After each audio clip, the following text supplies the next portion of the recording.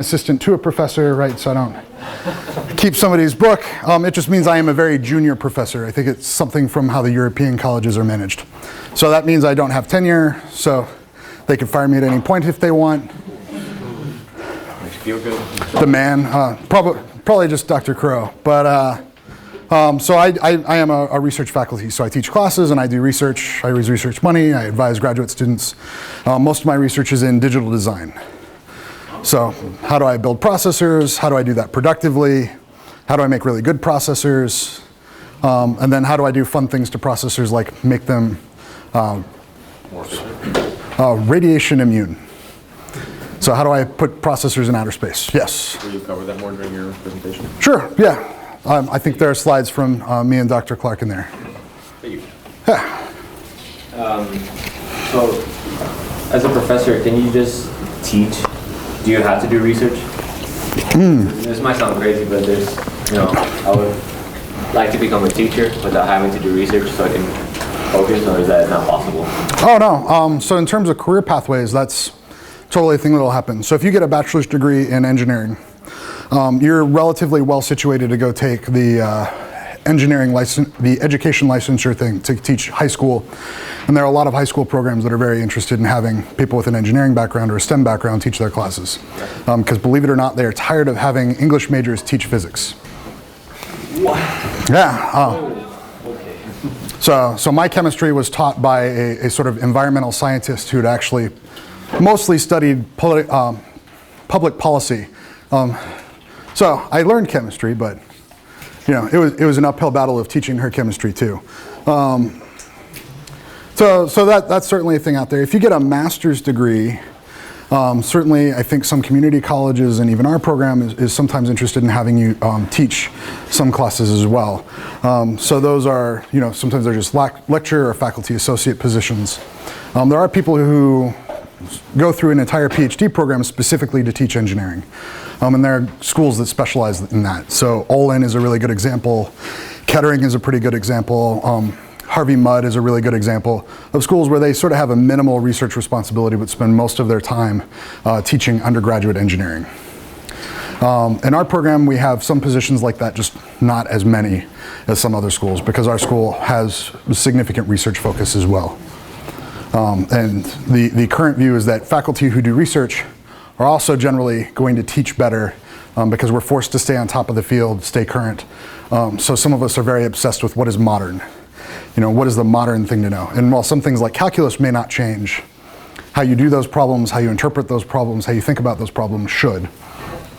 And while logic hasn't really changed since Descartes, right? The implications of logic have changed.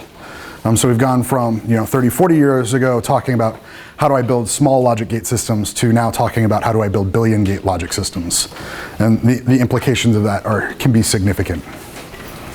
But yeah, teaching is certainly a direction. My wife is a engineering education faculty, which means that she does research in the area of teaching people.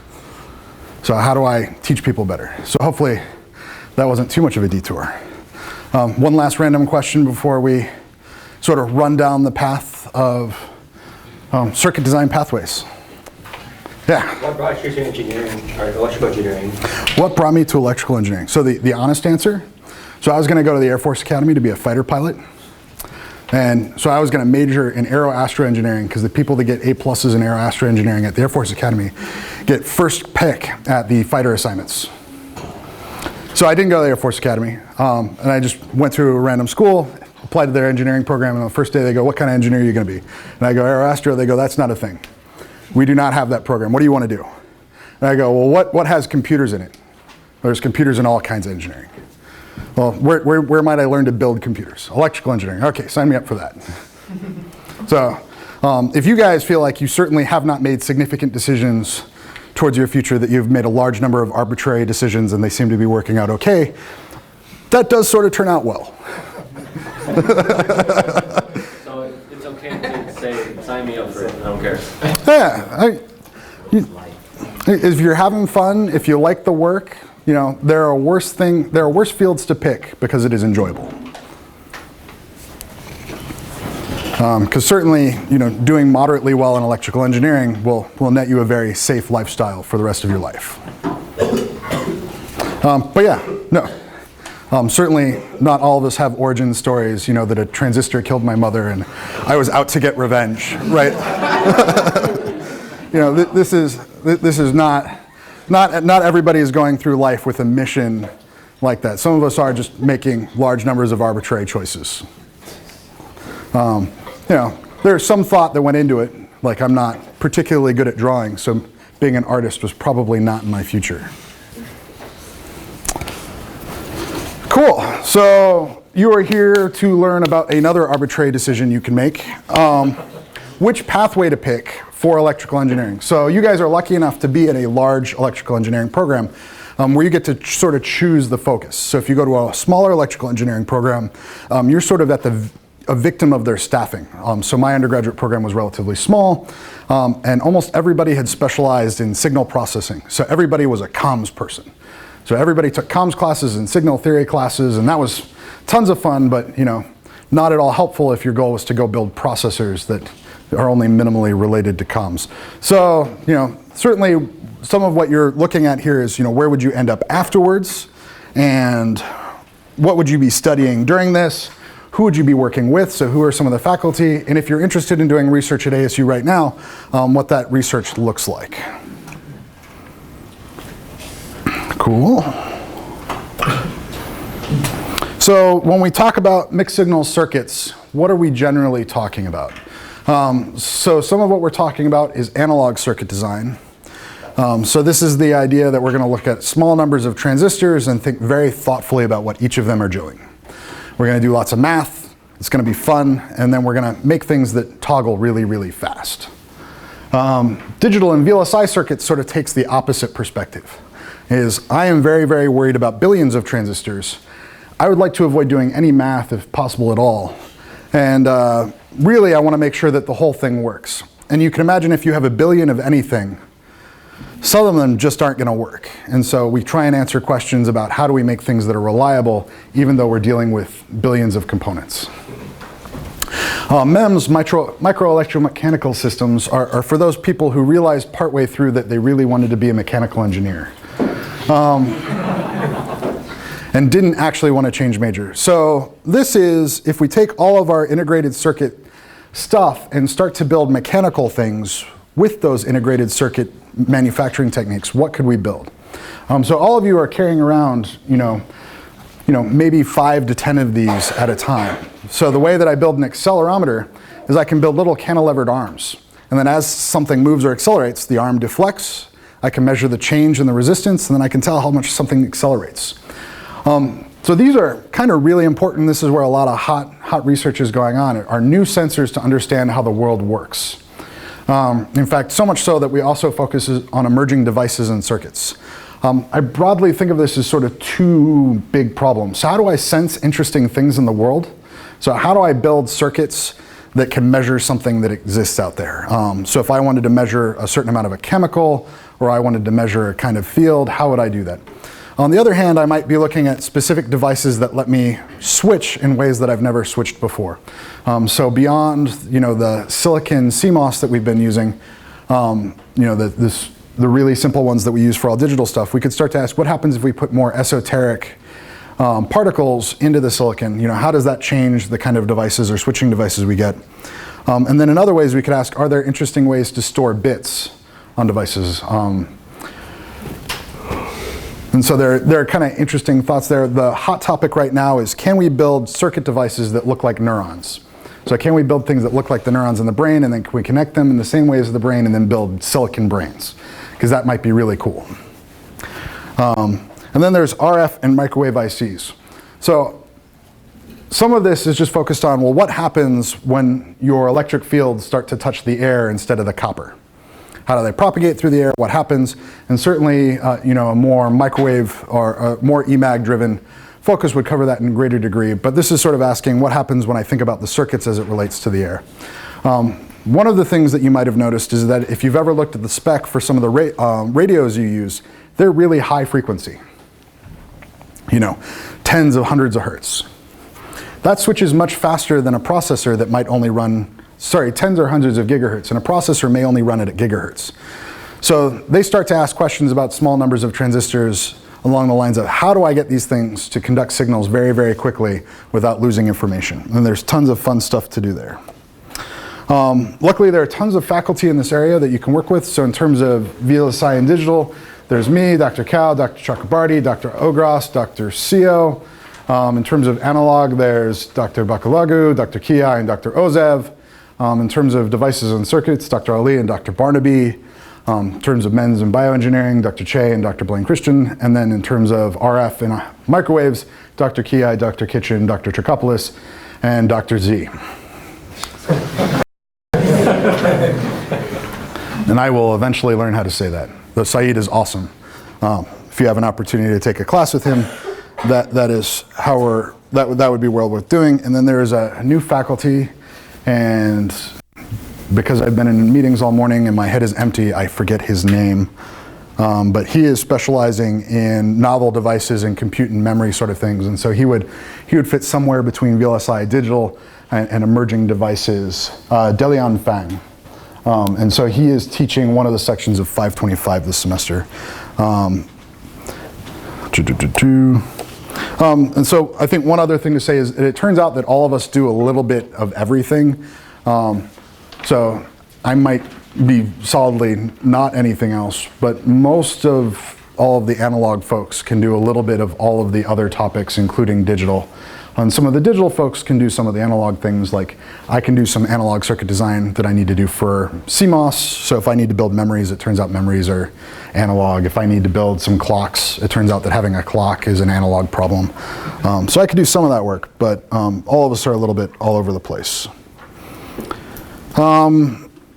So in terms of applications, it turns out that integrated circuits are everything. You know, you almost can't drop anything without breaking the plastic off and finding little black boxes on a green board, or if it's super fancy, a pink or a blue board. So sort of everywhere. So certainly we're lucky enough to be able to communicate wirelessly. You know, no longer are we tied to phones plugged into a wall. We use this to play on our laptops and talk through the air, sort of crazy black magic. We also use these as biotechnologies. So I think that's a picture of a cochlear implant. So if I wanted to help people hear, one way that I could do that, so most hearing loss is due to the little hairs that vibrate. They're connected to nerves. So most hearing loss is actually because the hair is damaged, not the nerve. So what I could do is I could take a long series of electrodes, jam it into the little snail thing that holds all the hairs. It's going to kill all the hairs that still do work there. So that's why not everybody who's hearing impaired goes and gets a cochlear implant, because it ruins all of their normal hearing. And then I can use the electrodes to sort of turn the nerves on and off. And so I can restore hearing in people who otherwise would not have hearing. But certainly if you have total nerve damage in there, this isn't going to help. And that's all a very integrated circuit-oriented problem, right? Is how do I build these devices to actuate the nerves? How do I do the signal processing to take sound from the air and then convert it into the signals that need to be conducted there? How do I build the amplifiers to drive all that? In many cases, this needs to communicate wirelessly. So how do I do that wireless communication in a way that's effective and doesn't cause problems? And then it's in a human being, so if we don't have to, we would never like to open them up to replace it, right? And so it can't be like your iPhone, something that you theoretically get every 2 to 3 years, or if you're really gung-ho every year, right? It needs to be something that might last their entire lifetime. And that's kind of a hard problem, considering that most of the electronics in your phone are only meant to last 3 years. Certainly electronics are significantly involved in space. The space race was a huge driver of why we were interested in integrated circuits in the first place, is we had the problem that sending big, heavy things into outer space is really expensive. We'd rather send small, tiny things. So most of the computers that were running the original missions were on the ground, and they needed to communicate by radio to the spacecraft to tell it what to do. But it turns out the further away you get from Earth, the worse that works. Because there's a speed of light, right? And a nanosecond is this long, right? So many nanoseconds eventually is a second. Our cars have tons of electronics. It's almost a trope now that your car has something like 100 processors in it, mostly because they built a processor right next to everything that moves ever. And then security, right, is all the cameras watching us everywhere. Certainly if you've been following the Hong Kong riots, they are very worried about the facial detection cameras that they have. That's sort of the darker side of some of the stuff we do, but you can imagine how in the right hands that would be kind of helpful. So any questions about people, areas, or things this might be used for? Yes? So kind of a side question. So on actual like ICs and logic boards, is there a preference or a reason to the color choice as far as the green? Or is it just kind of synonymous with it? All I know is they charge me extra for blue. Any reason they do like black for like MacBooks, craft products? Preference? Do you know, or? I actually work as a process engineer. A lot of them use different colors for a prototype versus actual production run boards. So they'll choose specific colors depending on if it's a beta, alpha, or full production. Yep. It's internal company colors. So I have some cool PCBs that were zinc boards written with Python, and so they called them pink boards, P-Y-N-Q. Those PCBs are all pink.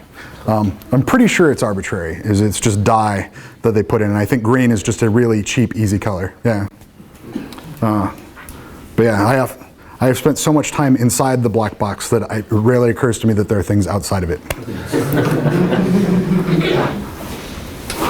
It isn't until you actually build one and then have to use it that you go, oh darn. These don't just work on their own. Any other questions, thoughts, concerns, hopes, dreams, desires? So naturally, most of you are probably the most concerned and will be most affected by the courses you need to take. So there are courses that are the depth area for circuits. I don't know how many you need to take. I don't know how many from each side. Unfortunately, I know none of the administrative stuff. And I probably could learn, but I just won't. So these are the classes. I know what most of the classes are. So the class that all of you will have to take is the EEE 333 HDL class. That seems like a harsh class to make people who are interested in analog and MEMS take. So why take it? So first, what does HDL stand for? So it is the hardware description language. So one of the problems that we run into is that we have to deal with so many transistors that instead of drawing schematics for everything that we might do, instead what we do is we write programs that represent what the hardware does and use complicated programs to compile them into gates. So that ends up being a fairly useful way to understand how large system works. Along the way, you kind of get a sense of how do I understand the world of circuits as being more like a garden than a program, right? Because we're designing stuff. So you need to start thinking about worlds of stuff instead of thinking about procedures to do things. And this is sort of a helpful insight in that class. The other helpful insight is debugging, right? Is that you write a program that represents your hardware, and then that hardware just doesn't work the way you expect. What do you do, right? And some of you who've already seen this debugging to a minimal extent in 120, where you configure your gates do not do what you want. And that's hard. So if you kind of enjoyed that debugging process, 333 will have more of that. It's sort of helpful for analog circuits, because it turns out that when you do analog circuits, they also don't just work when you put them together. In sort of more unfortunate and more unclear ways. And so having good strategies to test and debug them are helpful. So while the class doesn't talk much about analog design at all, it does provide you a lot of the skills, what we would think of as the soft skills that represent what a real engineer is, to do that work. Circuits 1 and circuits 2, 334, 335, I think that covers one transistor amplifiers and then some of the Bodie plot stuff. And do I think about some of what happens is I have variation or imperfect devices. For example, some of you have already used the LM741 op amps, right? And in that spec, there's a voltage offset. The voltage offset is because there's a mismatch between two of the transistors. Somebody didn't just sneak in and add an extra voltage source just for fun. And so because two devices aren't perfectly matched, they were varied a little bit, it sort of implies an offset in that device. So you learn more about those sorts of problems, and then we sort of split the party and go two different ways. So the analog circuits and analog CMOS, we'll just cover that more and more in depth.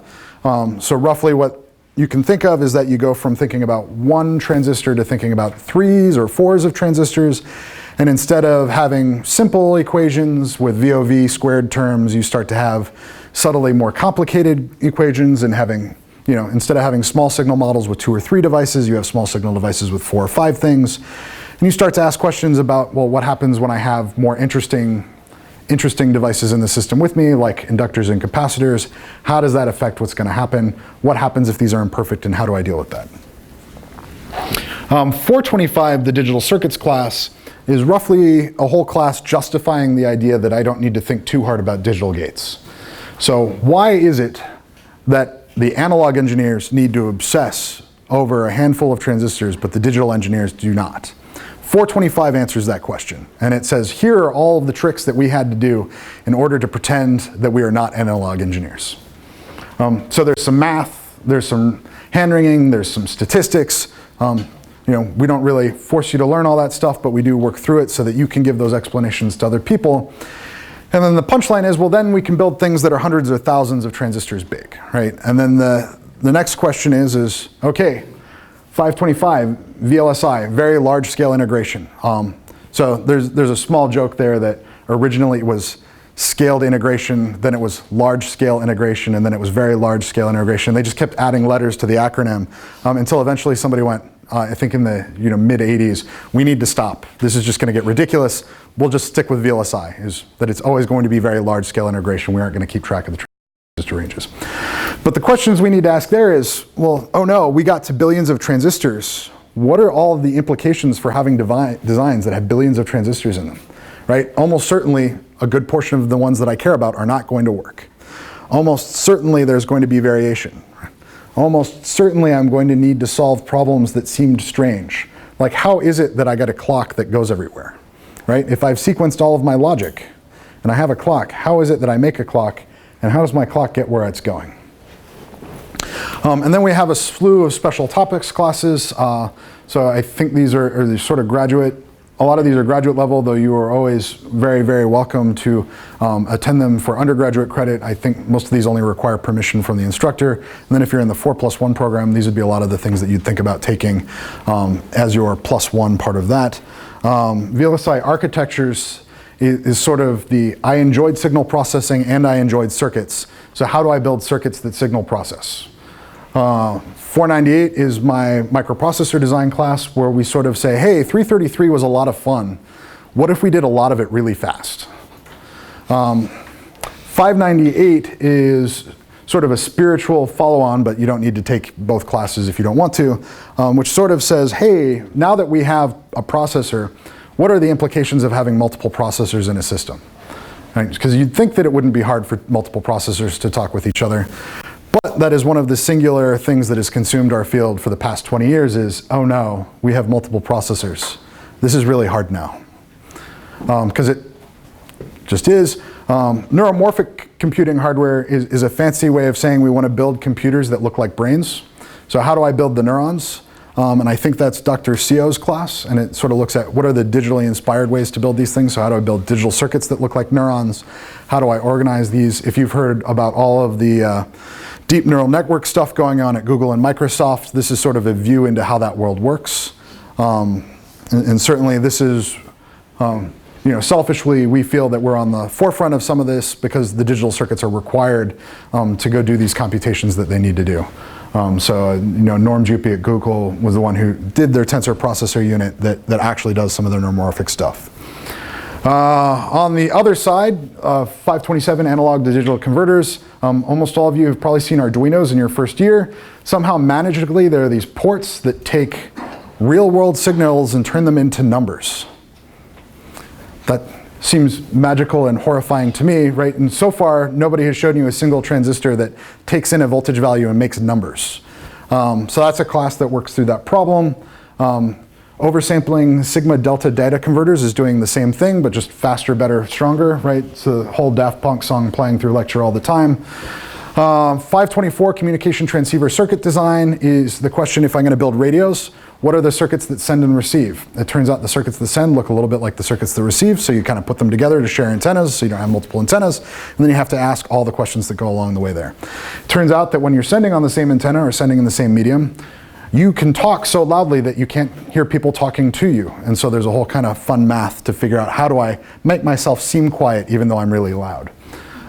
Symmetric VLSI design for layout. So thinking about your LM741 op amp, there's that voltage offset because two things were mismatched.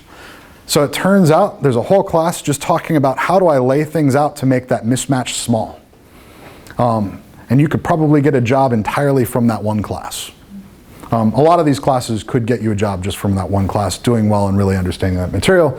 And then RF transmitters and amplifiers is sort of looking at similar problems, though I suspect a different faculty with a different focus. Down the middle seems to be a grab bag of everything else. So we have a MEMS class, an advanced MEMS class, bioelectronics, so I think that's Dr. Blaine Christensen's class, high-speed serial links. So this high-speed serial links sort of is a interesting problem, is that we want to send data, but the copper wire doesn't want to move the speed that I want to go. So how do I cheat and pretend to go faster? So it's somewhat of an analog design problem because I have to solve some analog problems. On the other hand, it's a digital problem because ultimately what I want to do is send and receive bits. So there's both ways. RF test is, I think, Georgios's class on, hey, I have all these interesting transceiver designs and I have all these interesting mediums and we've done tons of book problems. But darn, how do I actually characterize these things in a lab? How do I actually get useful data? How do I do real work? 598 is switch cap.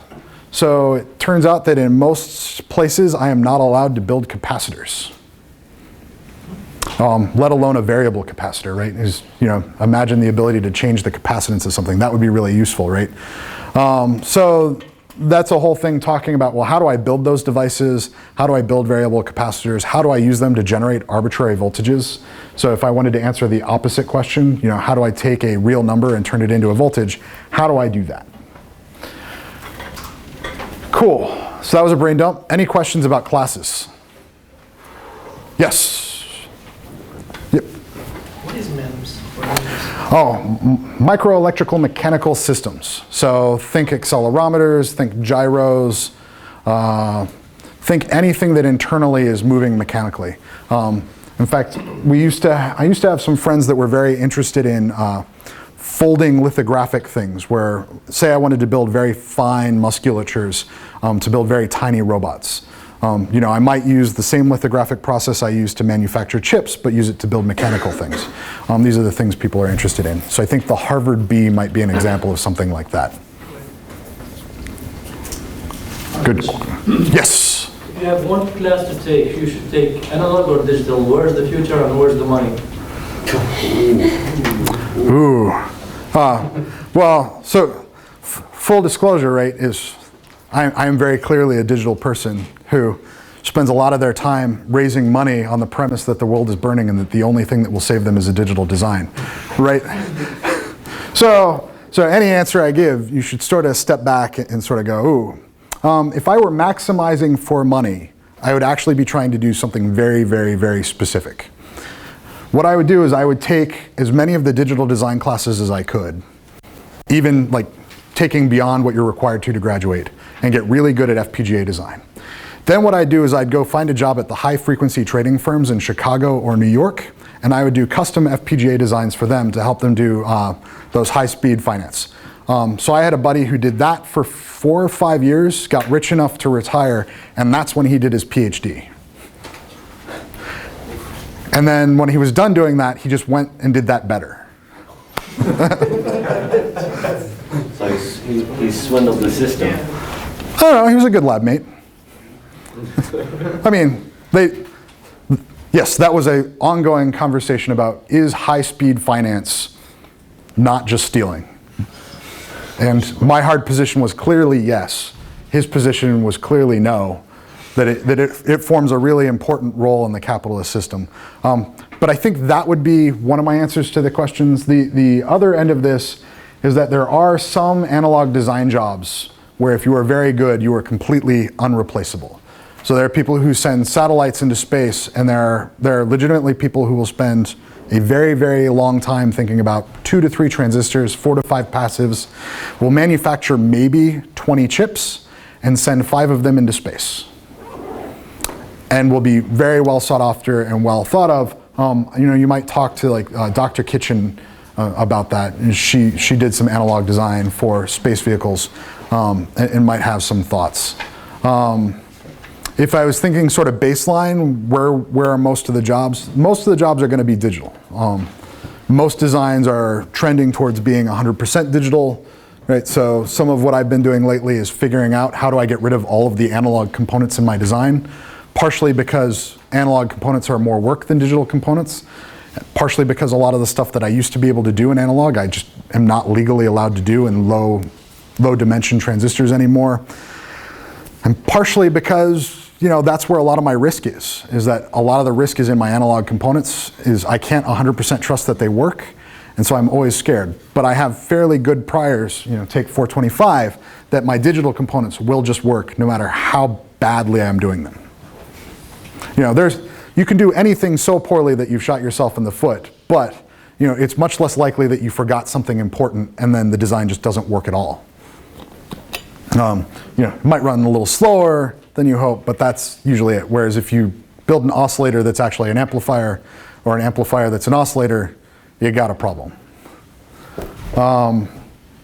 So I think, you know, my class would be one way to get a pretty good entry-level job at Intel or NVIDIA or AMD or IBM, doing hardware verification and hardware design.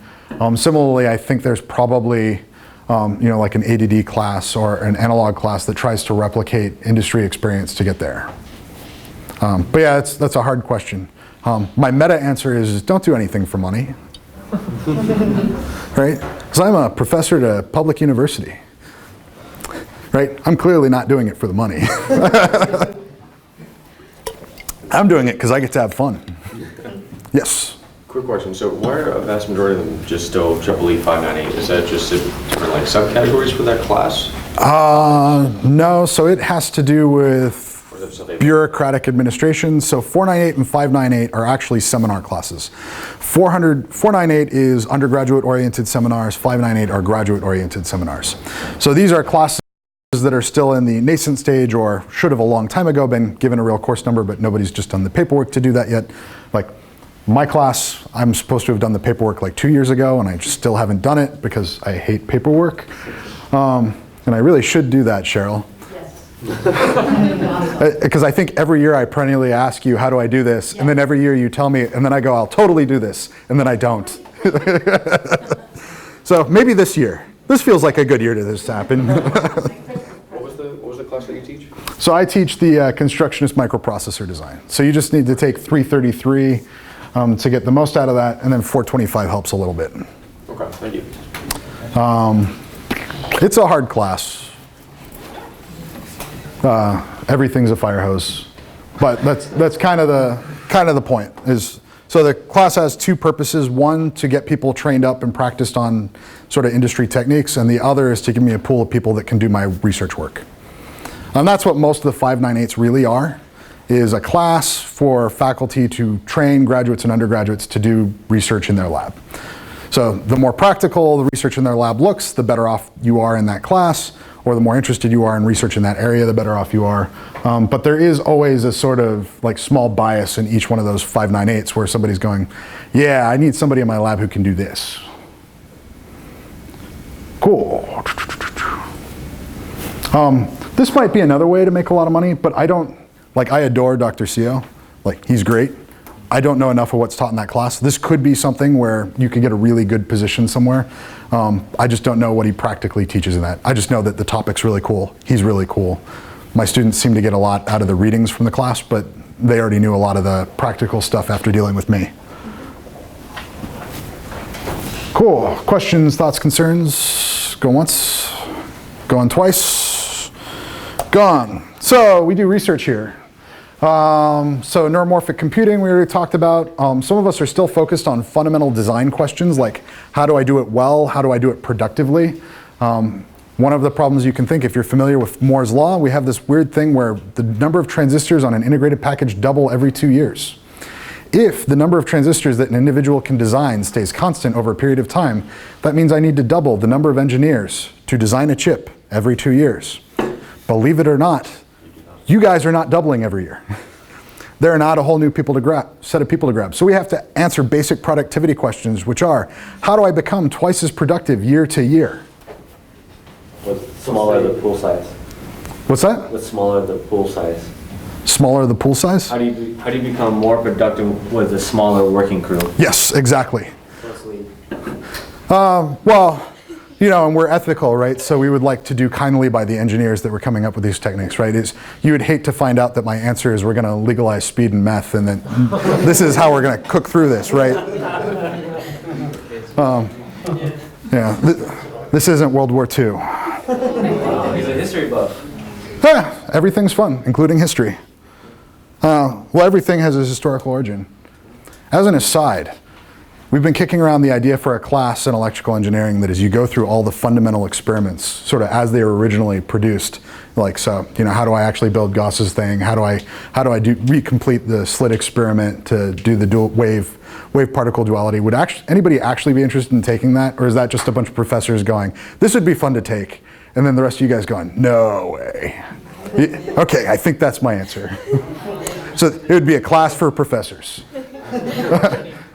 There's worse things in the world. Okay, so radiation hardened circuits. So we have this problem that the universe broadly hates us, just period. Luckily, the Earth has a fun magnetic and electric field around it protecting us from the hate of the universe. The problem is that any time you leave that protective shell, the universe hates on you. So the way that it hates circuits is that first it hates capacitors. So you store a little bit of voltage on a capacitor, a particle hits it, and that voltage is gone. So storing bits becomes difficult. The other thing it does is that it hits a transistor and then it makes it old, right? It just sort of schwacks it with the old stick, and now it's slower, sadder, more awful. Oh no, right? So how do I build circuits that are resistant to these effects to make sure that, you know, bad things don't happen? Because ultimately, if I get a single bit error in the control algorithm for the landing rover, and it miscalculates exactly how much thrust it goes, you know, it could just flip over and then hit the ground really hard, right? Or just not even thrust enough and then impact the ground too hard. So we have regions where we need to be very, very robust. Tesla dude, I forget his name. Elon Musk, right, is going to build an internet in outer space, right? You'd probably like for your packets that you send through outer space to actually work, right? So he needs to somehow solve this problem of, well, how do all the electronics that are doing the routing, the encoding and the decoding, because he's probably making sure this is cryptographically secure, you know, how does all that not just die and he need to launch a new satellite every day or every year to keep the network working? You know, and peripherally, the other way to think about this is that some of my circuits, I just deploy massively. So the way we think about radiation is that the amount of radiation you experience multiplies the higher up you go. So like every couple miles, it gets 10x worse. The other way you can get worse is if you have thousands of something at sea level. So if I have, say, a data center where I'm running Amazon, I have millions of processors. So even though any one processor is not going to see a problem, at least one of the million is going to see a problem every couple hours. And so I need to take some of these techniques and deploy them on commercial scales in order to make things happen. If you've ever gotten a blue screen of death on an airplane, that could have been a soft particle. There's current thought that some of the acceleration issues that they saw in cars was due to soft errors. Terahertz electronics. So terahertz is the thing that comes above gigahertz. It's how we're going to have new, faster, better cell phones. How do we do that? It sounds awful and hard. Transistors don't want to go that fast. There are tons of people working on that, and that's about the extent I know. Also, terahertz doesn't go through walls. Yeah. So if you have a room, it just bounces off the walls. So you could do fun things, like I had a proposal we wrote that if we had terahertz Wi-Fi routers, we could start to image a room and start to see who's in it and figure out what's going on. But that also means that I need a Wi-Fi router in every room because it might not make it through the construction materials. If I'm building an LTE network, I might need one every half a mile or every 400 meters just to make it work. Whereas before I could probably do one every couple miles. So now we have really interesting logistical questions about, well, how do I build a unit that's cheap enough to deploy at those scales? RF and millimeter wave systems sort of look at more of the traditional gigahertz oriented things like Wi-Fi, the current cell phone technologies, And then we have folks looking at bioelectronics, which is, you know, anything where I'm doing medicine or integrating electronics into people's lives. And then I'll talk about each of those areas. So the broad thesis here is that there's something wrong is happening in the universe. We build computers that seem to be very good at math, but they consume tons of energy doing it. On the other hand, you and I actually do a very large number of calculations per second in our head. We're not actually doing math that you and I cognate, but we are doing math in our head. And we seem to be incredibly efficient at doing it. You know, orders and orders of magnitude. So one of the ways that we could solve our performance problems in computers is by adapting compute models that look more like neurons in a system. And I think this is Dr. Sio's slide. So that's the high level point of view. The other thing is that it seems like these neuron-based approaches are much more robust and much more proficient at solving problems that traditionally programmers were bad at solving. So being able to classify images, being able to filter email, being able to figure out if you're playing DMCA protected material on YouTube and then steal all of your money rights to that video, like those are all things that neural networks seem to be good at doing. Driving cars, neural networks seem to be good at doing. They seem to be better than people at doing it, right? And so these are, you know, just from a compute modality point of view, this seems to solve those problems really well. So if you like this idea, I would talk to Dr. Sio, I would talk to Dr. Che, trying to think who else, and Delian Fang. They're all working directly on this area. If you think these guys are not totally on top of this, I am the negative edge of this, is I'm the one saying this will never work. So if you want to come find out why this never works, maybe we'll figure it out together. I suspect I'm wrong though. I just really, really hate how popular this is right now. Power efficient cognitive circuits. Okay, so this is another thing from Dr. Sio. So ConvNet was one of the big papers. I think this was a paper from partner between Google and a Canadian university, I think in Toronto, where they reformatted how we used neural networks and came up with convolutional neural networks. And this was sort of the big unlock step for doing image processing with neural networks.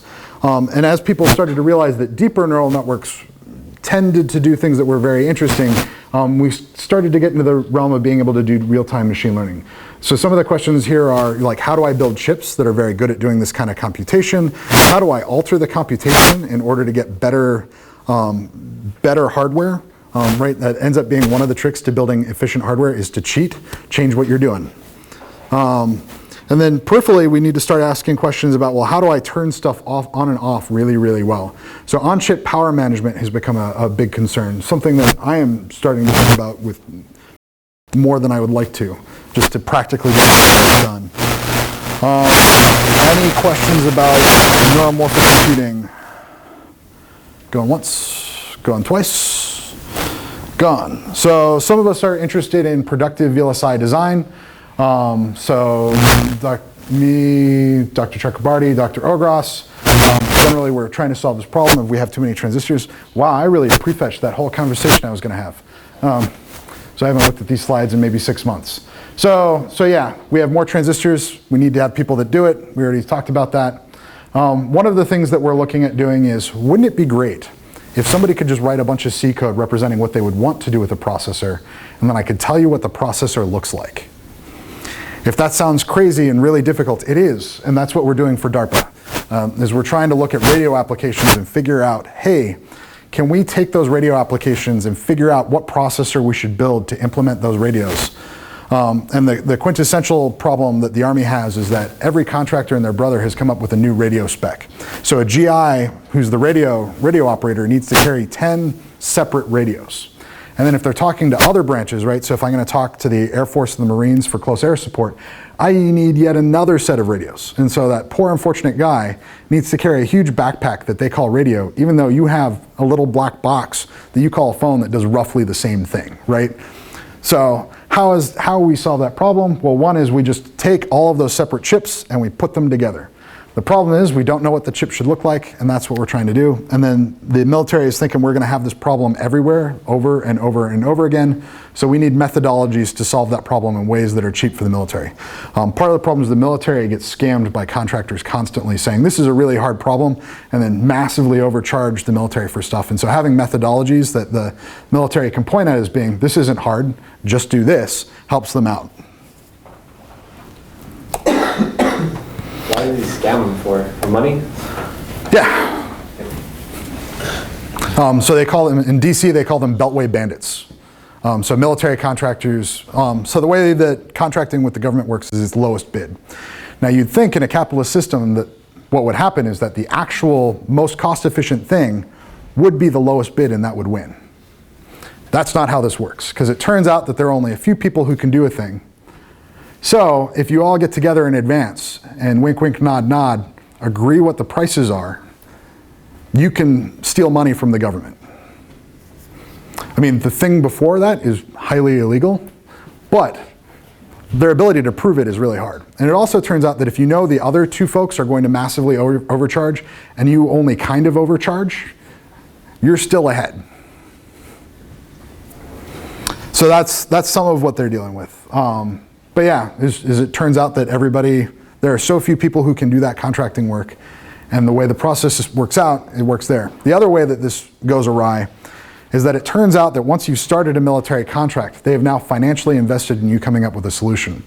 So if halfway through the project you say, we ran out of money, what do you think the government does? You'd think that they'd audit you and make you come up with the money on your end, but oftentimes they give you more money.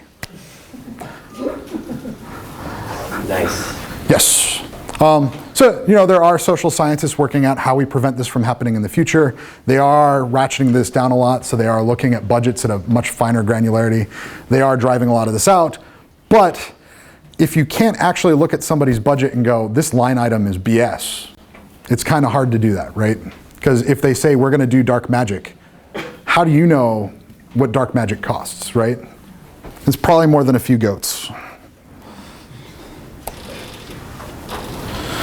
We talked a little bit about rad-hard VLSI. One of the things that we're sort of interested in is low power, high performance. Those sort of seem like contradictory statements, but oftentimes the problem that I am facing is that the dominant cost in computation is the electricity I get from the wall. So the chips are relatively free, the real estate is relatively free, the design effort was relatively free. The only thing that costs me money is paying for the electricity coming out of the wall.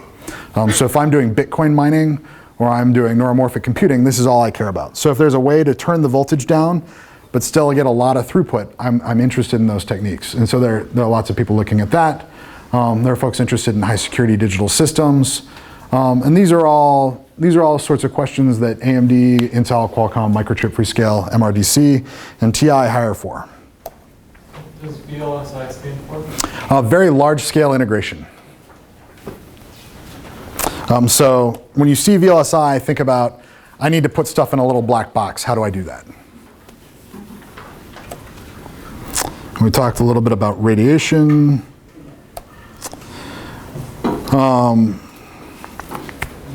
Terahertz imaging systems. Yeah, so one of the things this is sort of useful for is medical diagnosis. Since they're also useful at sort of doing imaging, they might be good enough to do security monitoring. Non-destructive inspection of packaging, right, is if I can see just a little bit into the packaging, I might be able to look at your luggage without opening it, and that might be helpful if I was trying to make the TSA more efficient. Terahertz circuits for, telecommunication, imaging, and radars. So radar is just a radio that sees things, and so it turns out anytime I build a radio, I've accidentally built a radar. And anytime I've built a radar, I've accidentally built a radio. And so, can I use these new waveforms to actually see interesting things that I didn't see before? And it might seem silly to be worried about radar, because you might be going, hey, isn't this a problem that only airplanes care about? But it turns out that almost all self-driving cars really like radars. And so there are many more radars built into those cars than there are image sensors, because the radars give much better depth information than a camera does, right? There's a joke about the one-eyed biker missing his missing is overturned. I forget what the whole joke is. But you lose most of your depth precision if you only have one eye. So image data generally doesn't have much depth information, and getting it back is a ton of math.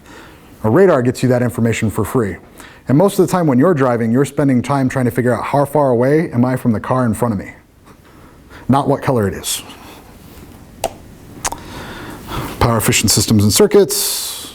Yeah, so if you are using wireless devices, you're often asking questions like, how long can I have this wireless device on and still get work done, right? So if you've been mesmerized by those wireless earbud things that Apple's pushing for some ungodly reason, you're probably wondering, how is it that those seem to operate with so little energy over a long period of time? And the answer is, I spent a lot of time engineering my radios, and I spent a long time engineering my power, so that if it's not really doing anything, or it's just listening for a message from my phone, it's emitting using as little power as possible. And a lot of that will come down to thinking about everything very critically along the way. Oh yeah, that's the other thing you can do with terahertz, is you can put them into satellites, and you can start to try and image the Earth.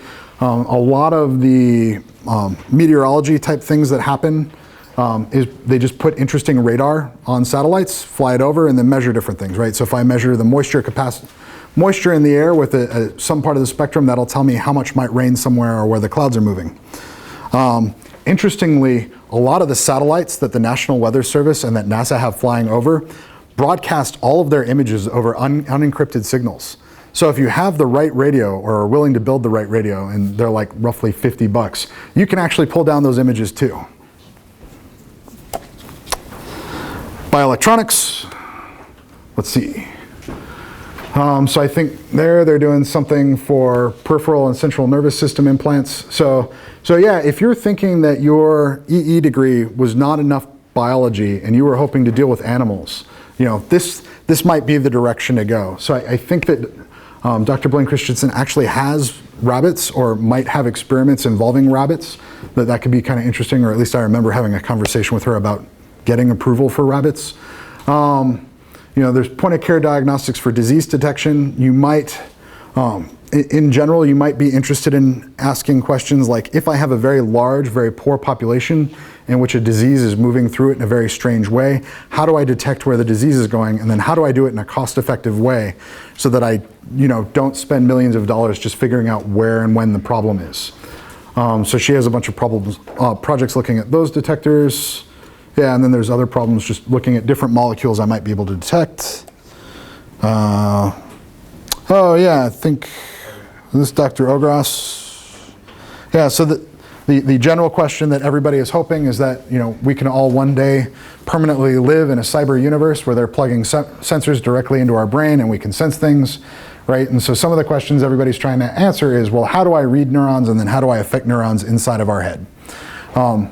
The more immediate thing that's kind of interesting is that if I am profoundly disabled, right, is if I'm paralyzed from my neck down, how is it that I interact with the world, right? So you have the little blowpipe thing, but wouldn't it be great if you could give me a halo and now I could suddenly interact with my chair much more effectively, or communicate much more effectively because I have those things? And I think Dr. Ogras won an NSF Career Award to look at problems like this.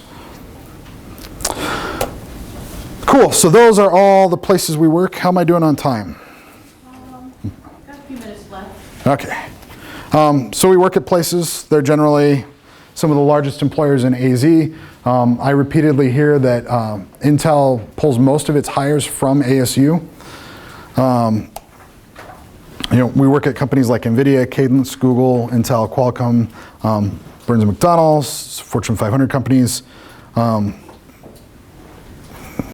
work at these other places.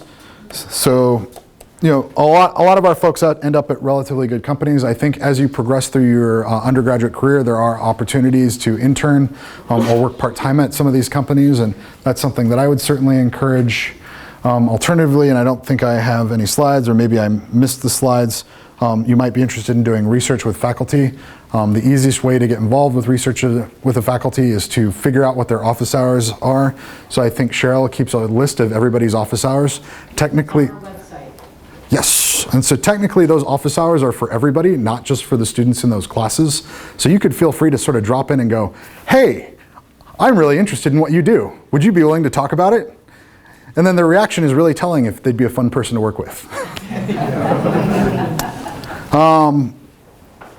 So that's one way to get involved.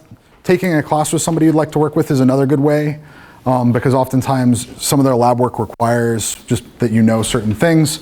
Contacting them through email works sometimes too, though I am notoriously bad at email. Talking to their students is good, and then there's formal programs to do that. What's the big one that I'm supposed to plug? For research? Yeah, Fury, yes. So there's the Fury program. The best way to make Fury work is to actually cheat and talk to the professor in advance, so that then they are writing a thing that you are applying to, and then it just works. It is much, much easier than the two blind people hoping to find each other in the wilderness. Though that does happen too, so if it didn't work out and you're just hoping something works out, I would still encourage you to apply. And then there are other mechanisms too, like the NSF will sponsor undergraduates, and there are plenty of faculty who have funding for that. I pay undergraduates all the time, because sometimes you guys do better work than my graduate students. So, Nice. yeah. Thank you. So thank you. Hope that was fun, interesting. I'll hang out for another 15 minutes to answer questions, but otherwise I need to run and go get yelled at. Thank you, Dr. Brunhaver. Thanks.